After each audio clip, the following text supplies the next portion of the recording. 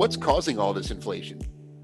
Obviously, the Fed policy is, loose monetary policy is a big factor. One of the whole goals of the Fed lowering interest rates is to boost inflation. That's why they were trying to get to 2%, for the past decade, unsuccessfully. But that's why they've kept rates relatively low. The amount of stimulus that's been injected into the economy, not just the stimulus checks, which everyone likes to point fingers at, but the enhanced unemployment benefits, the child credit tax credit that's about to really start rolling out this year. The PPP has really helped stimulate some businesses that needed it. A lot of stimulus has been injected and is continuing to be injected over the past year or so. Tax breaks, things like that, are also forms of economic stimulus we're seeing. Supply chain disruptions. Have either of you driven by a new car dealership recently? I have, but I haven't really paid attention. Should I have been paying attention? Yes, my local Nissan dealership normally has about 300 cars on its lot. You know how many it has right now? 7. Whoa, that's amazing. Is that the chip shortage primarily?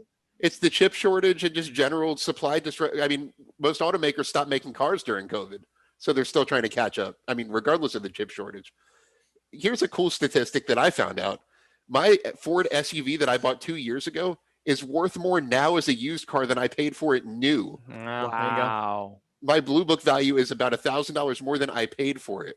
That's and amazing. Now I have 30,000 miles on the thing. So I could sell my car and make a profit if I wanted to. It's the same thing with your house, right? The chances of you finding a new car. Yeah, then I have to buy another inflated car. Right. If you're buying a bike, well, shoot, you can't even buy a bike anymore, right? Those are sold out too.